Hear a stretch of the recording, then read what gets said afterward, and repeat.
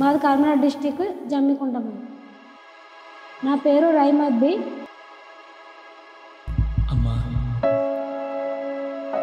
ఈ కాలంలో క్యాన్సర్ అంటే అదే మనిషిని మర్చిపోవాలనే ఉద్దేశం ఉన్నది.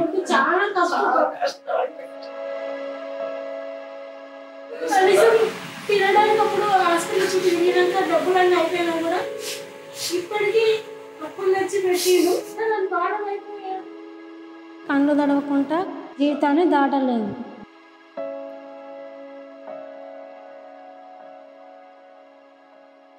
ఎన్ని కష్టాలు వచ్చినా కానీ తట్టుకొని నిలబడడం అలవాటు అయిపోయింది. నా పేరు అజారుద్దీన్ సార్. నేను ఎలక్ట్రీషియన్ ప్లంబింగ్ చేస్తూ ఉంటా. మా డాడీ లేడు. మా డాడీ మా చిన్నప్పుడే చనిపోయాను. మా మదర్ పేరు రైమద్ది. క్యాన్సర్ అంటే బ్రెస్ట్ క్యాన్సర్. అది ఏ ఏళ్ళు వచ్చిందనేది మా మదర్కే తెలుసు. మాకు చెప్పలే అన్నట్టు, లోపలనే ఉంచుకున్నది.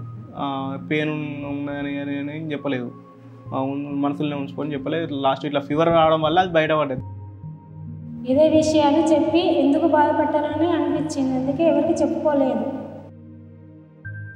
నార్మల్గా ఫీవర్ ఉన్నదని చెప్పేసి చూసిళ్ళు. అది చూసిళ్ళు, టెస్ట్ చేసిళ్ళు అని ఏం చేసినా కూడా ఒక 1 month దాకా హాస్పిటల్లో ఉన్నాం. అయినా కూడా తగ్గలేదు. తర్వాత ఇట్లా నొప్పి ఉన్నదని చెప్పేసి తర్వాత మా అమ్మ రివీల్ చేసింది. జ్వరం తక్కువ అవుతలేదు, మరి ఎట్లా అంటే వాళ్ళ ఆడబిడ్డ ఉండి మరి ఒకసారి నువ్వు గడ్డ అన్నావు కదనే, చిన్న గడ్డ అన్నావు కదా, మరి అదేదో మరి ఇప్పుడు చెప్పరాడు, మరి దానివల్ల నీకు ఇట్లా మరి గడ్డ జ్వరం వస్తుందని మా మనవని చెప్పాను చెప్పింది. చెప్పిన తర్వాత దాని గురించి ఇట్లా తెలుసుకుంటే ఎంజిఎంకి వెళ్ళాము. ఎంజిఎంకి వెళ్తే అక్కడ వాళ్ళు ఇట్లా ఒకసారి టెస్ట్ చేయాలి అని చెప్పేసి అన్నారు. ఫస్ట్ ఏది మన సూది పరీక్ష చేసిండు. సూది పరీక్ష చేసినప్పుడు అలా రిజల్ట్ నార్మల్గా వచ్చింది, క్యాన్సర్ కాదు నార్మల్ అని చెప్పేసి అన్నారు. తర్వాత ఆపరేషన్ చేసిండు. మాకు ప్రాబ్లం ఉందని సెకండ్ సారి ఈ బ్రెస్ట్ తీసేయాలన్నప్పుడు వేరే హాస్పిటల్కి తీసుకెళ్ళిండు.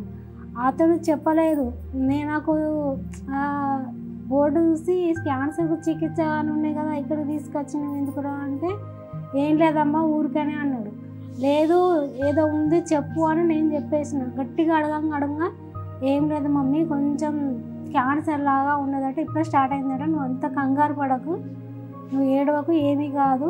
మొత్తం నార్మల్ గడ్డ వరకే తీసేసి ఫస్ట్ స్టార్టింగ్ గడ్డ వరకు తీసేసి అది దాని మన రిపోర్టు ఒక 1 month వరకు వచ్చింది. 1 monthలో అప్పుడు మనకు ఇట్లా క్యాన్సర్ అని చెప్పేసి చెప్పేసరితోటే ఇక కథం నాకు క్యాన్సర్ అని తెలియగానే ఇక అయిపోయింది, నా జీవితం అయిపోయింది. నా పిల్లల భవిష్యత్తు ఇట్లా ఏ విధంగా నేను ఎట్లా పోయినా పర్లేదు కానీ నా పిల్లలను ఎవరు చూసుకుంటారో ఆ డిప్రెషన్లోకి వెళ్ళిపోయాను. భయాన్ని మించిన శత్రువు మరొకటి ఉండదు. రోగానికంటే భయమే నన్ను ఎక్కువ బాధ పెట్టింది. ఇక మొత్తం వీక్ ఉంటుంది, ఆల్రెడీ ఉండే వీక్ ఉంటుంది. ఇక అప్పుడు ఇక బాధతో ఇక క్యాన్సర్ అని అనగానే అది ఒక ఇక చనిపోయిన పేషెంట్ లెక్కనే. ఇప్పుడు ఈ కాలంలో క్యాన్సర్ అని అంటే అదే మనిషిని మర్చిపోవాలనే ఉద్దేశం ఉన్నది. ఆయనకి ఇష్టం అనిపించలేదు. మా అమ్మ తట్టుకోలేకపోతుంది, అది భరించదు. అది నేను ఆ భయంతో పునర్జన్ ఆయుర్వేద హాస్పిటల్కి వచ్చిన తర్వాత గుండె తేలికగా అయినట్టు అనిపించింది నాకు. ఇవి వాడదామని మా అబ్బాయి తెలుసుకొని తెచ్చిండు. ఇది వాడిన కాంచి చాలా బాగున్నాను, నా పనులు నేను చేసుకోగలుగుతున్నాను, ఇప్పుడు చాలా ధైర్యంగా ఉన్నాను. ఇక మా మదర్కి ఇంకొక లైఫ్ లాగా అయిపోయింది. ఇక దీని గురించి మాటలల్లో చెప్పేది ఏం లేదు.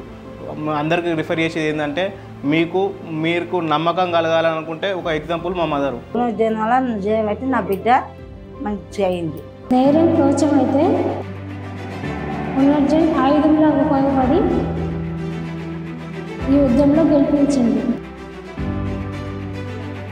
Thank you Punarjan Ayurveda.